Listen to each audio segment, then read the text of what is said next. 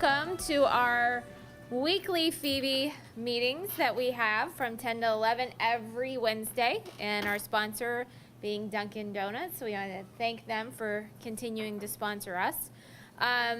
So there's some information on your tables regarding our Global Entrepreneurship Week, so please make sure you review that. We have some really cool events coming beginning November 14th, 15th, and 16th for Global Entrepreneurship Week. It's all free, open to the public, and to obviously our students on campus as well. So I'm going to go ahead and introduce Chris Gray, and he's going to go over some employment law updates. And there's some PowerPoint copies on the table if you want to kind of reference his presentation. So Chris, I'm going to turn things over to you. Thank you. Good morning, everyone. My name is Christopher Gray. As discussed, I'm an attorney with Wickens, Herzer, Panza, Cook, and Batista. Hopefully some of you have heard us before. We're right off Chester Road down in Avon. I specialize primarily in workers' compensation and employment and labor law, so that's what I'm going to be speaking about here today because that's in my wheelhouse. So a few questions just to start in the morning because it's going to determine how relevant this is to all of you. First off, how many people in here are business owners? If I could see a show of hands. Great. How many of you have employees you pay on a salary basis? Okay, I might ruin your morning in about 20 minutes, and I'm really sorry about that, but we'll get to that in a moment. How many employers here have a drug testing or drug policy in place at their place of employment? No one, huh? Okay. We're going to talk about it anyhow. So the three topics we're going to cover here today are going to be the new Department of Labor overtime rules for salaried employees, as well as general classifications for how you make an employee salaried. We're also going to be talking about Ohio's new medical marijuana law and how that's going to affect employers going forward. And finally, we're going to talk about some of the updates to handbooks that should be made in light of recent court case and National Labor Review Board decisions. So starting with salary rules, there's really two questions that every employer should be asking itself at least once a year about their employees is, are the employees that you're paying on a salary basis actually exempt from receiving overtime pay? And if they are you actually paying them enough money? Generally speaking, there's only a handful of exemptions that really apply to employees that can make salary, and they're listed here. Generally supervisors, professional employees, certain administrative staff, certain computer and technology employees, and certain sale employees. And we're going to go over those kind of one by one here in a moment. The first and probably the most common that I see on a regular basis are businesses that want to pay managers or leads salary instead of hourly wages. It's not just enough, though, to designate someone as a salaried manager. There's really three elements that have to go into it, and they're listed here. The first is that person has to be in charge of at least two other employees. Management has to be an actual job responsibility of that manager, and that manager also has to have input on the hiring, firing, and job status of employees. One kind of example that I get a lot in my practice is I'll have someone who runs a kind of trade business, like a landscaping company, and they'll own 5 or 6 landscaping trucks, and they'll have different people they assign as crew chiefs. And they'll say, well, I don't pay those guys overtime because I pay them a weekly salary because they're my managers. Well, unless those crew chiefs are actually managing the job sites on a given day, they're really not supervisors. They're just people you're calling a supervisor. And those people are, in fact, owed overtime if they work more than 40 hours a week. And that applies to other occupations and industries as well, so always keep that in mind. A supervisor actually has to be someone with some teeth to their job. The second class is professional employees. Learned professionals is the general standard. You're generally looking at people who have extensive training in a specific trade or skill, so attorneys, doctors, teachers, architects, clergy, things of that nature. This isn't going to apply to a lot of industries, but you might have, if you're a big enough business, you might have an attorney or general counsel on staff, or you might have an accountant on staff, something like that, and they can be salaried as opposed to eligible for overtime. The next would be administrative staff. With all legal terminology, the dictionary definition doesn't matter. Administrative staff does not usually mean what people think it is, so it's not your secretaries or receptionists or file clerks. Administrative staff has to be, this kind of sounds silly, but an administrator, usually someone who's involved in an operational component of your business. So you can see the four elements here. They have to be engaged in office or non-manual work, directly related to the management or general business operations of the employer, and a primary component of that specific employee's job involves independent and judgment about matters of significance. So what we kind of see with that, and some examples would be, if you have a marketing coordinator or a human resources generalist, marketing manager, accounting staff. All of those kinds of people are the ones who would qualify as administrative staff under the law and would be eligible for salary and not exempt or not eligible for overtime. Certain computer employees are eligible for salary and not overtime. Generally speaking, you're looking at computer analysts, programs, software engineers, or such workers like that. Really what the test is for these kind of exempt employees would be those who are involved with the either creation, maintenance, or modification of your employer or of the company's internal computer systems. So being the guy who you call when your printer doesn't work and it's the IT tech guy, he's not exempt from overtime under most of the salary rules. You would have to pay him overtime in most instances. I'm not going to read these out loud, but essentially what it means is what I said. Computer employees who are exempt from overtime are those that are really involved with the core creation of your internal systems at your company. Another big one I hear often about is salespeople, whether or not people who receive commissions or their sole job or most of their job is to generate sales, if they're exempt from receiving overtime pay. There's a couple issues with this. There's really two ways of looking at salespeople if you use in their business. The first are your outside salespeople. Outside salespeople are people whose primary job is sales, and they customarily spend most of their day away from your place of business. So operating an internal, sales person, sales program where someone comes to the office every day and is on the phone every day probably doesn't qualify under this exemption. It's really someone whose job is to go out and network, generate leads, and generate sales, who spends most of the time on the road that's exempt from overtime.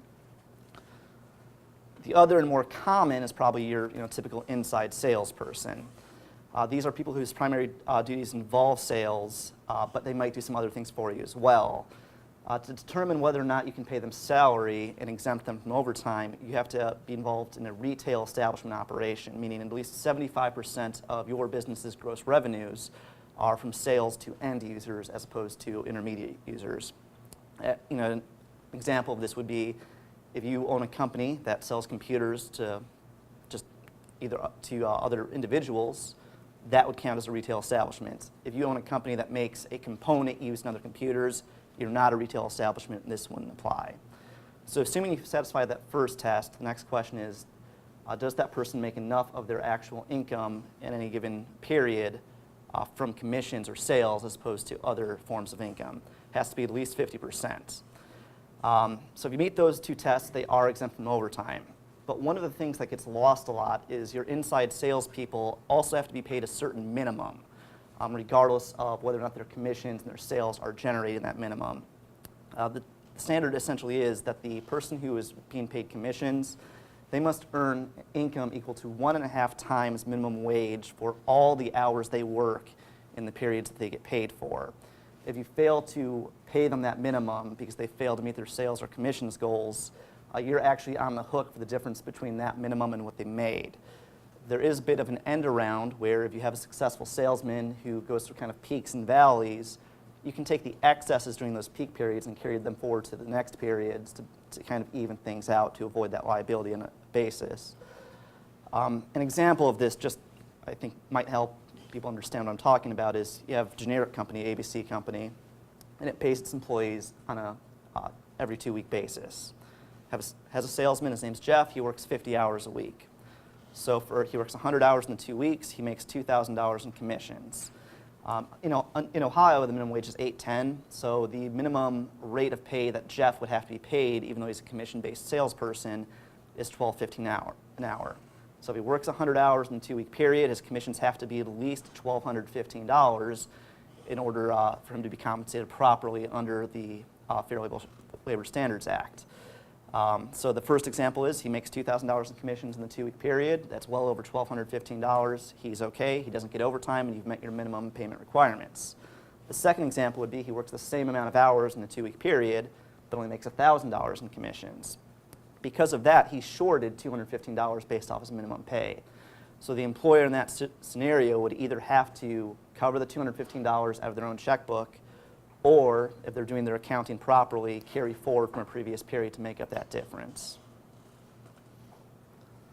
Another exemption is for what are called highly compensated employees. These are people who make at least $100,000 per year, with at least $455 of that yearly salary being paid on a weekly basis.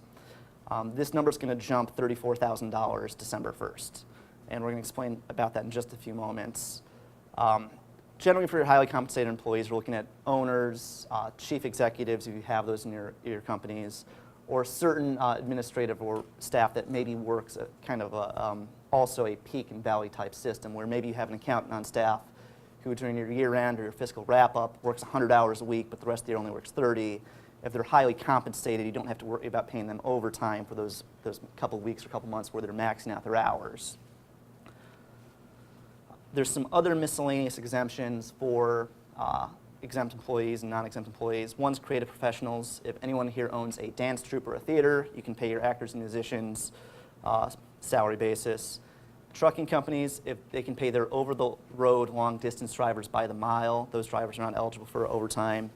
And then similar to the inside salespeople, car salesmen, boat salesmen, or farm equipment salesmen also can be paid on a commission basis and would not be exempt for overtime, but they still have to meet those standards for minimum compensation just as the inside salesman we talked about would. So after we look at all of that. Hey Chris, can I ask you one question? Sure. Of these main buckets, you had employees or exempt. Sure. Jim had asked what of these buckets, so to speak, of employees are usually the ones that end up being challenged later on via lawsuits. The one that we probably see the most is the management or supervisor exemption. And the reason is it's very easy for someone to think they're designating someone a manager and calling them a manager and thinking they're exempt from overtime. But if you don't follow the process properly, you end up owing them overtime. We see those a lot. Followed secondly by the administrative staff provision, just because people get confused that they're secretaries, receptionists, and sort of firm support staff do not qualify for that exemption from overtime. So if you go through all of this and you look at your employees and you figure out, okay, I have one or two or however many employees that I can pay on a salary basis without having to worry about overtime and monitoring the hours, you have to figure out how much do you pay them. The current minimum salary as it stands today is $455 per week, or that annualizes to $23,660 a year. On December 1st, so about 7 weeks from today, this is going to jump dramatically. The new minimum salary for your salary employees is going to be $913 per week, or $47,476 per year. So it is essentially doubling overnight once November ends. So right now, if you have salaried employees on staff and you're not paying them at least $47,476, we're going to have to start looking at what you need to do to either give them a raise to meet this new threshold, or how you're going to have to manage their hours better to make sure they don't qualify for overtime. Also, forewarning here, this is not going to be the last increase. It is going to be the first increase, I think, since 1990, but the new rules that the Department of Labor promulgated essentially state that every 3 years, beginning in December of 2019, and then every 3 years after that, they're going to tie the minimum required salary to the income equal to the 40th percentile of wage earners for the lowest earning census region in the United States. Right now, that's the South. So what they're going to do is they're going to look at everyone who makes money in the South. They're going to peg it out, 0 to 100 on a percentile basis, and you're going to have to pay your employees the minimum of what someone in the South makes at the 40th percentile. As of today, for this increase coming up this year, the Department of Labor thinks that about 4.2 million employees across the nation are going to be eligible for a raise if they stay as salaried employees. So this is going to have a wide-ranging impact. I will say that a couple weeks ago, several states, including Ohio, did file a lawsuit against the Department of Labor seeking to enjoin and eventually completely prevent these regulations from going into effect. They're essentially arguing that the Department of Labor kind of overstepped its bounds, acted in an arbitrary and capricious manner in essentially doubling the minimum salary, and also saying that the increases should have been much more incremental in value. As of today, there's been no activity on that lawsuit, so I can't tell you where it's going to go, whether or not a judge is going to grant an injunction before December 1st. My advice and analysis on this is, plan for the worst, hope for the best. So I would start planning, if you have salaried employees or are considering salaried employees, to go ahead and make changes to affect potential raises, and then maybe if these get knocked out, you can backpedal. What you need to do really to monitor this and to make sure that your company or business is protected is you really have to start monitoring how much your employees work. A lot of companies, once they begin to have salaried employees, don't bother tracking those employees' hours because they figure, hey, they're salaried, they make the same every week no matter how much they make, doesn't matter. Well, when you're looking at whether or not you're going to give someone a raise on December 1st, if you have a salaried employee and he or she only works 35 hours a week, this probably doesn't affect you because your employee is never going to be eligible for overtime. So as long as they're making the minimum wage for those 35 hours, everything's fine. Where you're going to have problems is if you have someone who fluctuates, over and under 40 hours a week going forward, and you're going to have to figure out, is this person going to be eligible for overtime for those weeks? And if they are, is it in my budget just to give them a raise? If not, does it make more sense financially to just convert their current salary to an hourly basis and then figure out, paying them overtime as it goes along? Or putting whatever measures you need to put into place to ensure that those employees do not work more than 40 hours. One of the things that, I apologize that I forgot to put in this slideshow that's important is the damages in case you are not paying overtime and you're supposed to be. So if you don't pay overtime to an employee and they're eligible for it, they're entitled to receive that overtime as back pay. There's a kind of punitive damages equal to that overtime that you have to pay them, and then if they have to hire a lawyer to bring an action against you, you have to pay their attorney's fees. For one or two employees, those costs might not be terrible. What I tend to see a lot happen is multiple former employees will band together and try to certify a class action against you. That turns into giant money. If you're insured for it, great, but your insurer is not going to be happy.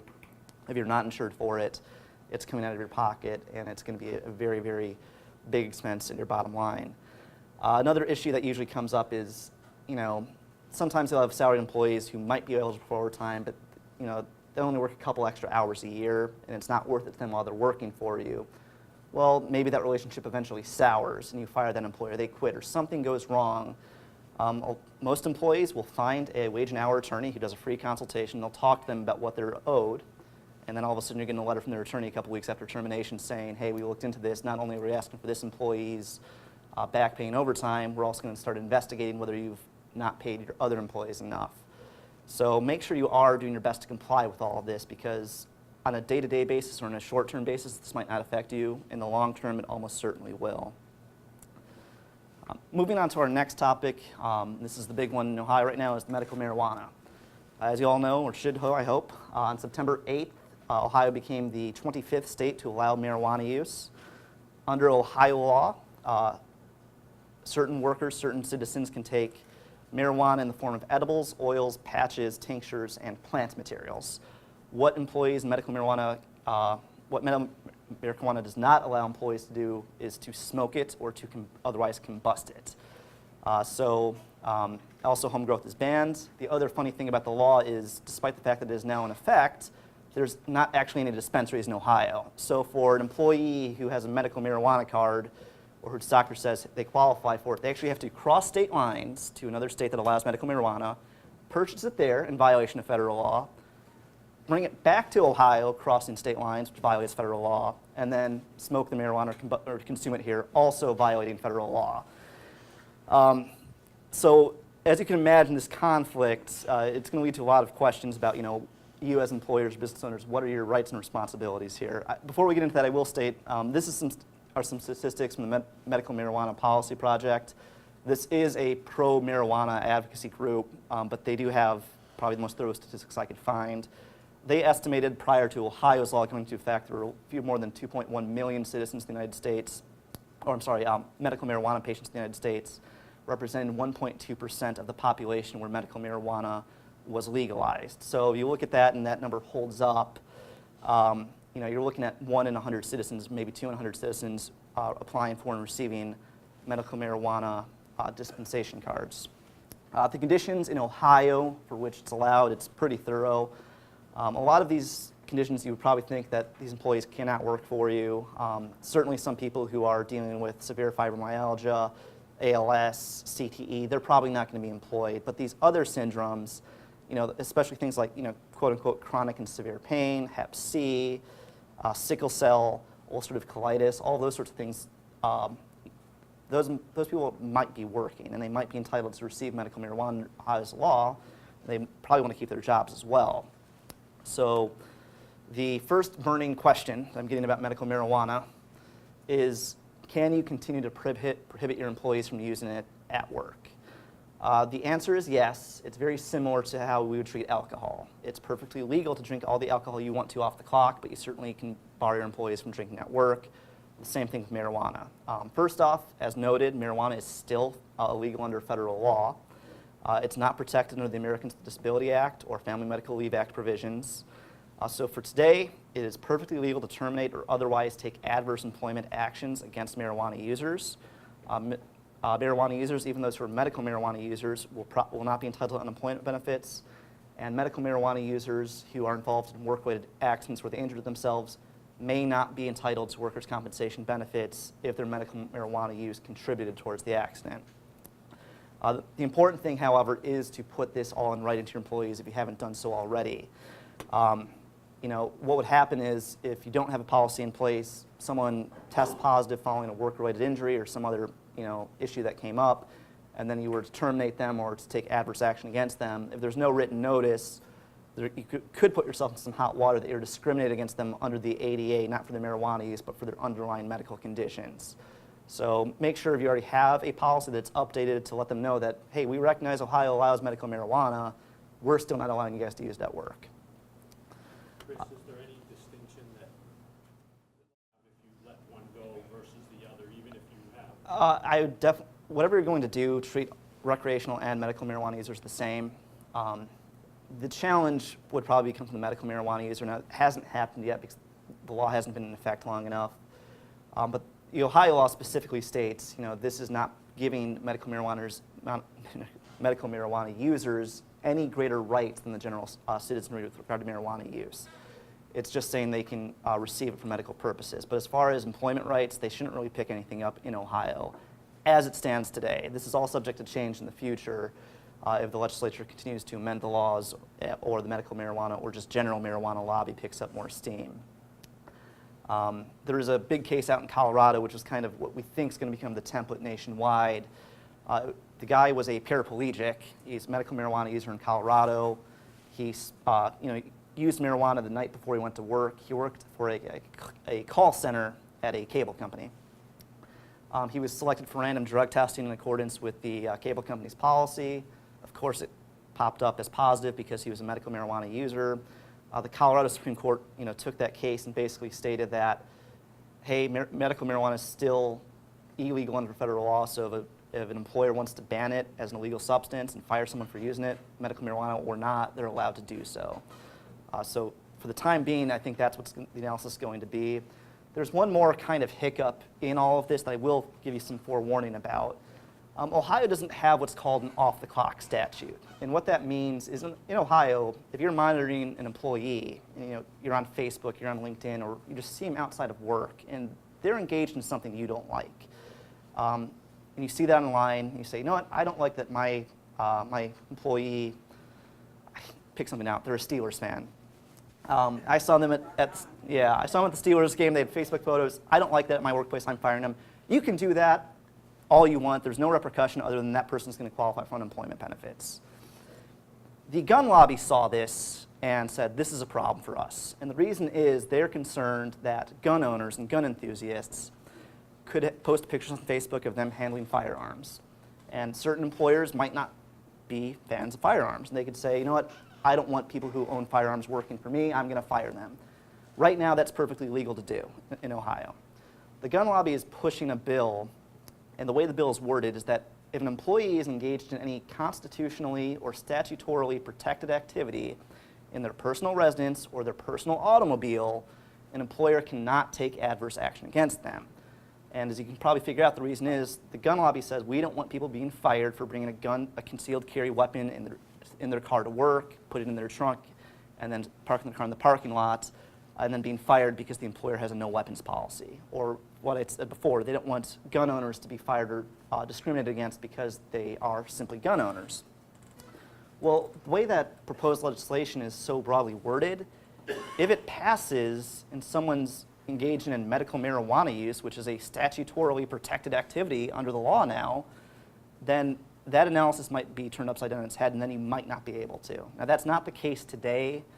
It doesn't look like that legislation is going to pass this term, but it might kick around and be passed some point over the next 2 years. So that's something to keep abreast of, keep aware of, because if that does happen, I'll be sending out all kinds of Twitter updates about, hey, let's give up the ghost. We're not winning these medical marijuana cases anymore.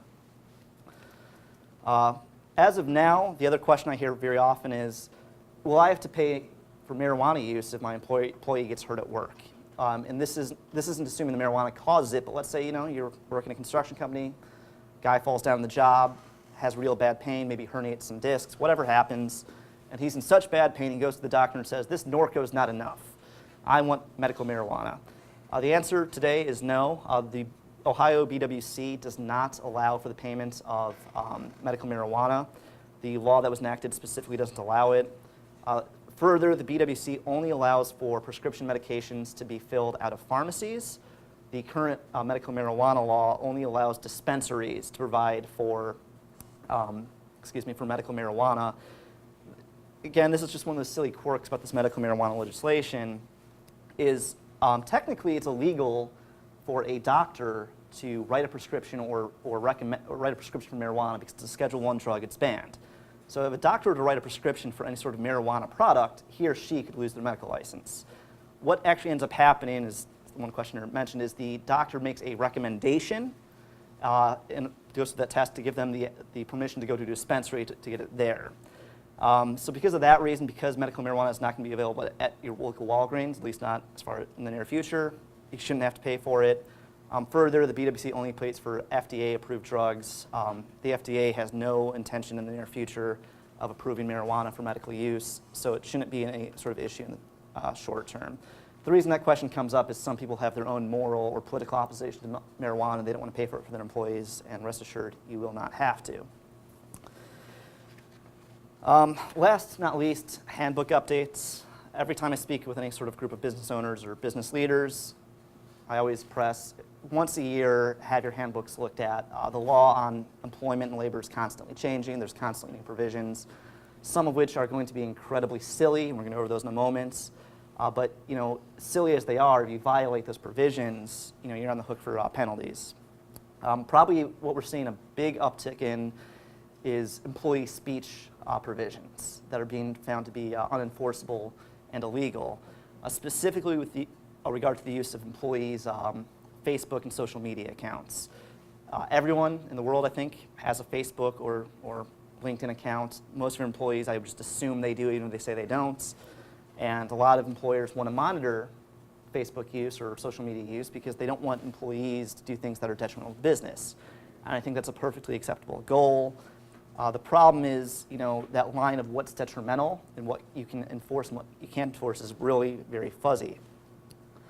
So some of the more recent decisions really center on the idea that social media policies and handbook policies that infringe upon workers' right to engage in what's called concerted activity regarding improvement of work conditions or criticism of work conditions even, is not enforceable and is in fact illegal under the National Labor Relations Act. Now, the NLRA governs union activity. Even if your business is not affiliated with any union workers, you're probably still subject to the NLRA and the oversight of the NLRB, which is the National Labor Relations Board, because there is the chance that at some point your workers could engage in some sort of union building activity.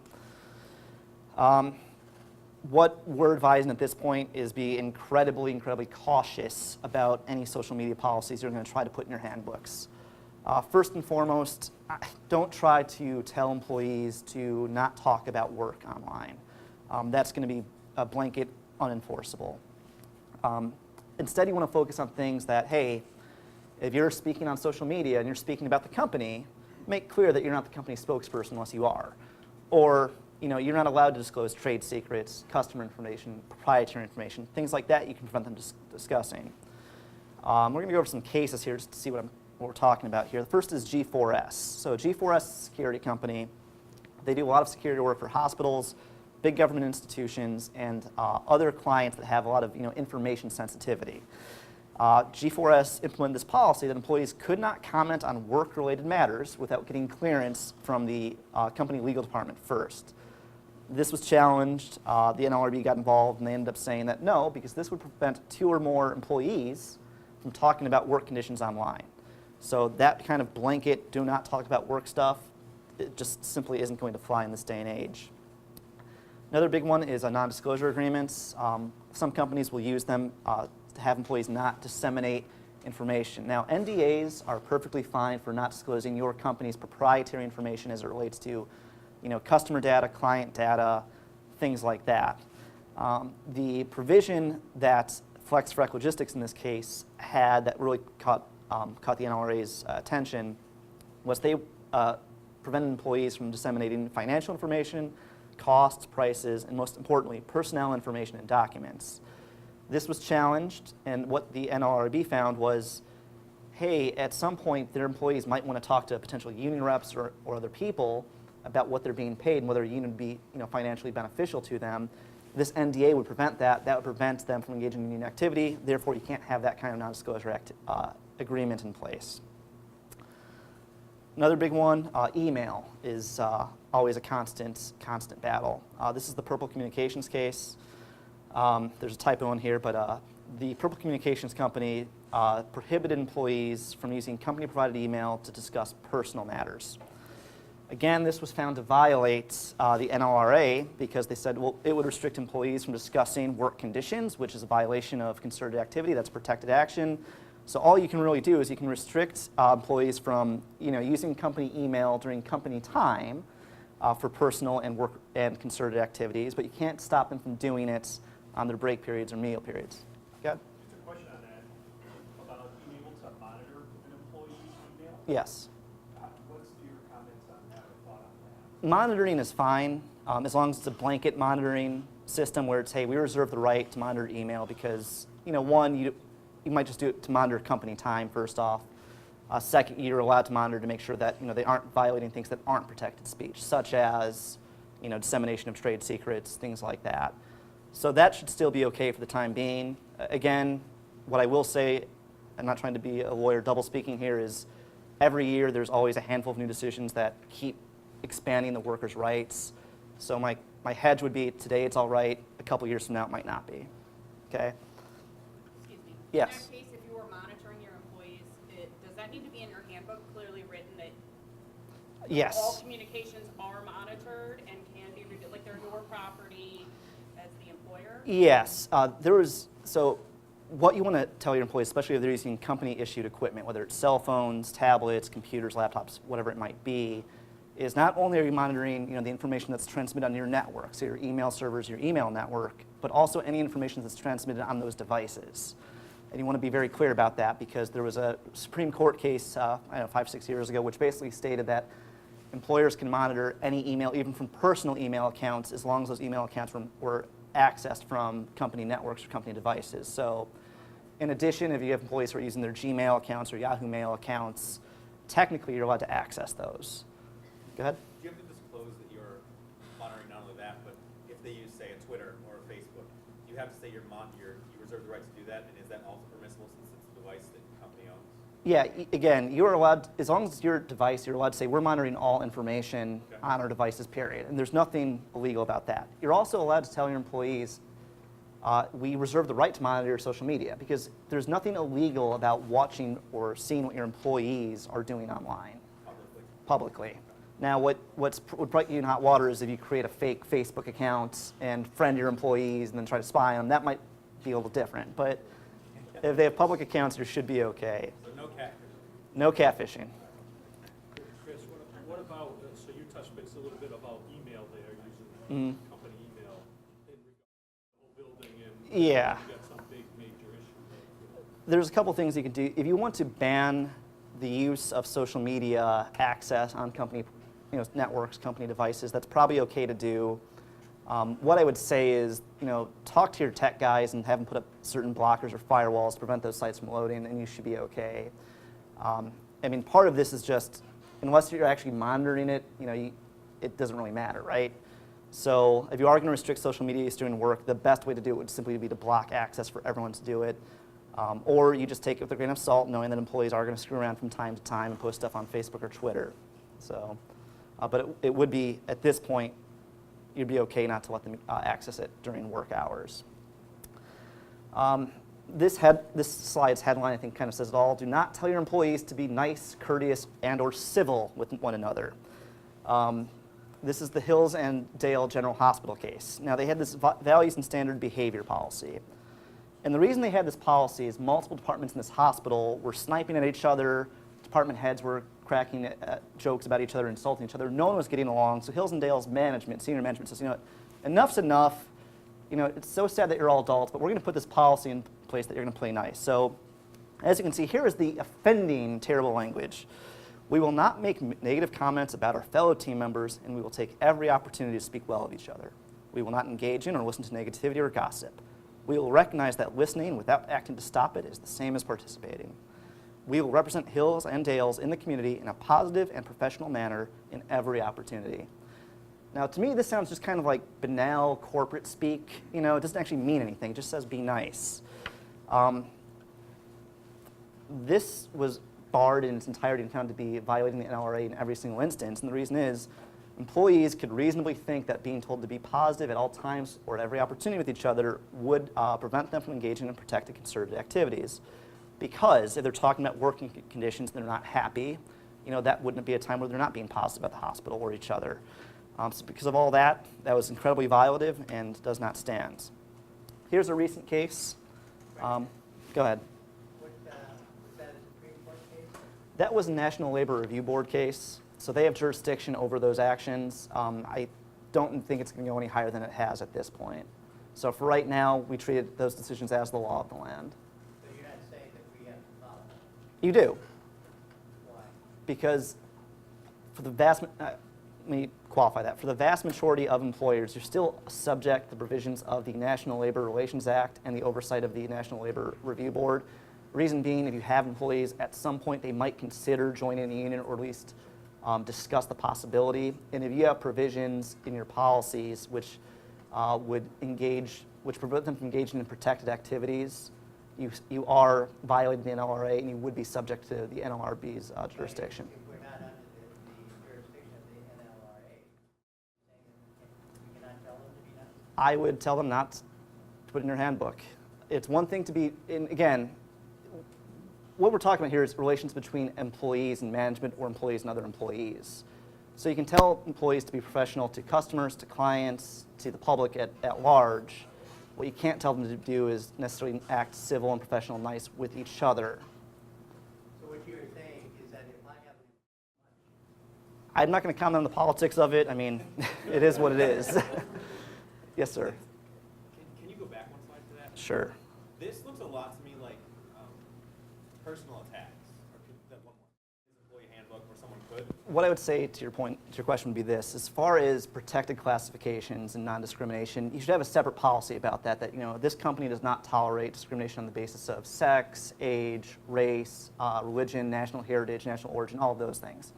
And that's not going to be protected under this. If someone is criticizing another employee because of one of those protected classes, that's not protected activity. Where you get into problems and where this comes in is you have two employees, and we're going to talk about one of these cases in a moment, and one says, my manager is a jerk. And the manager sees that later and says, he's not going to call me a jerk, I'm firing him. That's protected because it's technically talking about work conditions, how management is treating the employees, right? So what I would say is make sure you have a very clear policy. We don't accept or tolerate discrimination, and that extends to social media use. That's fine.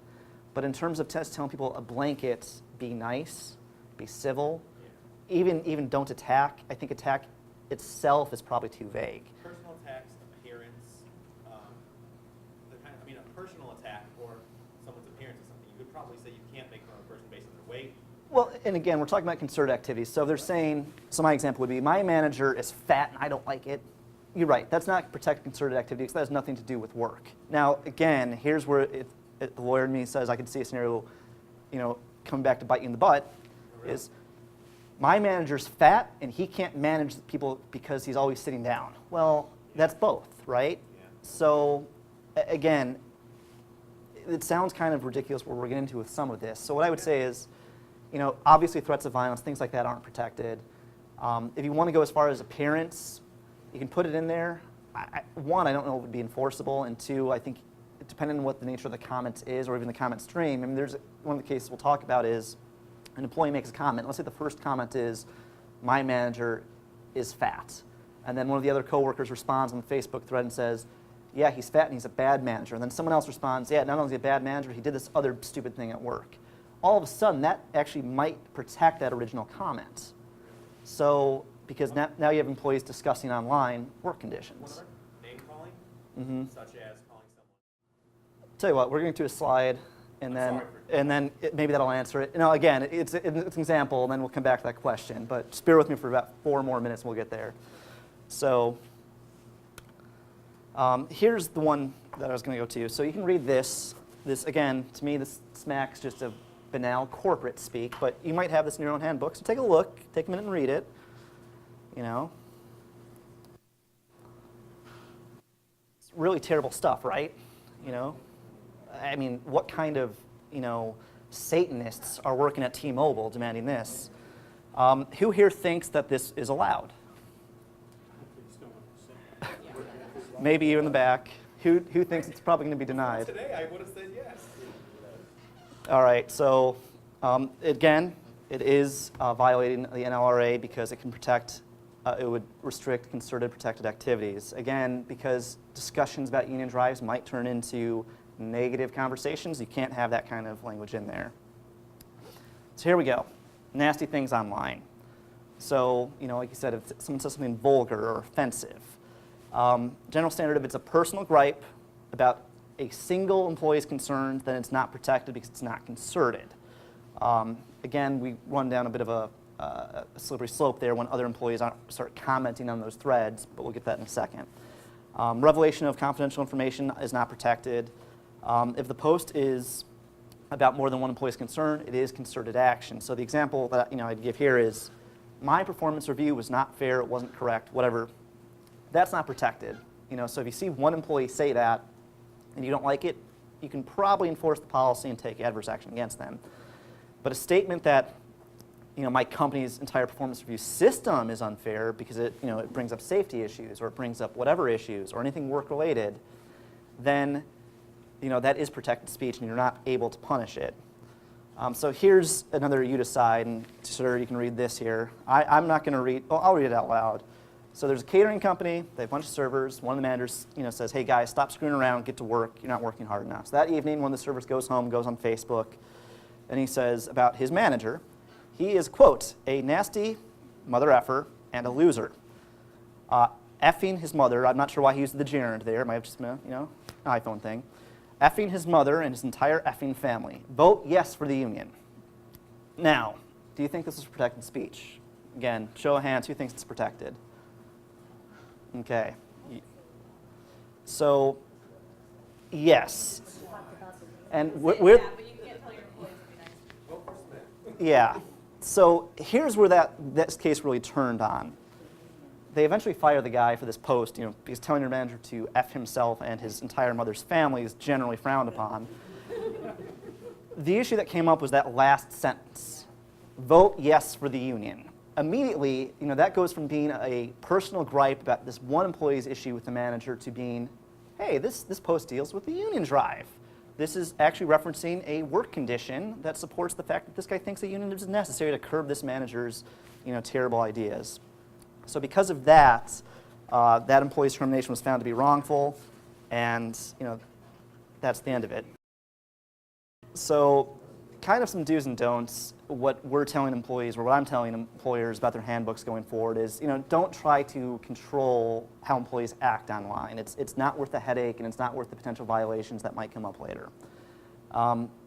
don't tell employees they have to get permission to post about work, because of that reason we talked about before. That's a non-starter. You do tell them, hey, you don't represent the company online, and if you talk about company matters or a company project or issue, make clear, that you don't represent the company. And then, tell employees they can't disseminate proprietary and confidential information. Things like that aren't protected. And again, to this gentleman's question, this is part of your handbook, right? You should have a pretty thorough handbook no matter the size of your company. And the discrimination and personal tax stuff, you can kind of put in one section and say, we're not going to tolerate discrimination, and this applies to online posting as well. Personal tax just aren't protected, but other things that aren't protected aren't here. Threats of violence. So if that guy in the Union Drive had said, F this manager, I'm going to kill him, then that's probably not protected. So that's another thing people ask, what if they're threatening each other? Threats aren't tolerated. So you still have that. But again, it's a whole new world with social media, just how prevalent it is, so be careful with it. Yes, ma'am? So this is a situation that is going on about that situation? Could the employer? I mean, here's what I'd say, yes. A couple things to keep in mind. So right, to your friend's point, sexual orientation isn't protected under federal law as it stands today. So there's not actually a discrimination basis there necessarily, depending on how the employer wants to enforce it. Race, maybe. Again, I'm not going to jump into the political debate about what the Confederate flag represents or doesn't represent. But if the employer were to see that and say, we don't want to be affiliated with someone who posts, Confederate flags and anti-gay and LGBT posts, they're well within their rights to do that. That's fine. Now, what I would say is make sure that they're finding them for that reason, not because the guy's posting something about work. I will give one more kind of qualm here, because we all know what the political climate is. If that guy then turns around and says, well, my Christian faith makes me say these things, well, there's going to be a lawsuit, I'm sure. So that's just one part of it. But that's the balance that employers have to make is. And then it would just be different if for some reason or something. I mean, she would be filing it, against him as well as the employer, though. And I don't want to give legal advice because there's a chance I represent that employer, but generally speaking, like I said, sexual orientation isn't covered. If she's going to allege that she saw the social media post or she was exposed to something in work, she has to report to the employer so that they can, have an opportunity to remediate that problem. So she can't just sue right out the gate. So, yes, ma'am. You might want to just finish up. Sure. And so, and then you could ask a question. Actually, that's the last slide, so perfect. Then we can ask a question, I guess. Yes, ma'am, in the T-shirt. Hey, a couple things now. One is an employer, as an employer, My opinion, no. I think that policy doesn't pass muster, and I think the reason would be is, you're restricting your employees' ability to represent who they work for to other people, right? And that's going to be concerted activity. So if you're telling your employees they can't talk, they're essentially, in my opinion, where that's going is you're telling your employees they can't tell other people who they work for, and that would certainly thwart potential union drive activity. So I would think that's, yeah. on that, if you list that you work, and it's at the very top where you work, so. I think in a court of public opinion sense, we see that a lot.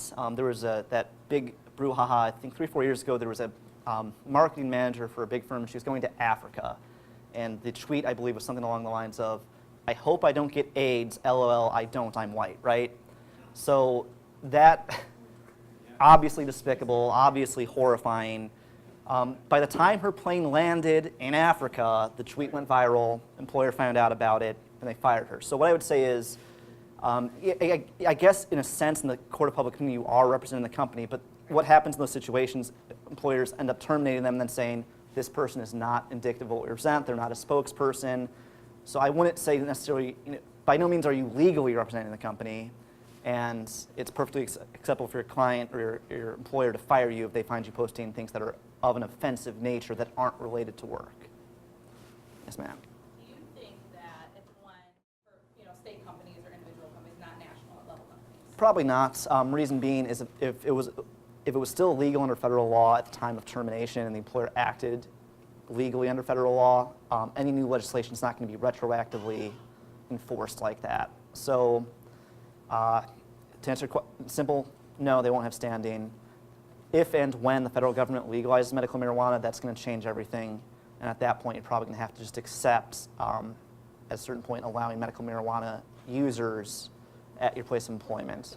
We're going to probably just, you can come up and talk to them afterwards, but we value your time so much. We want to give you a chance to introduce yourselves and interact. So thank you. Thank you. You really touched on some hot topics.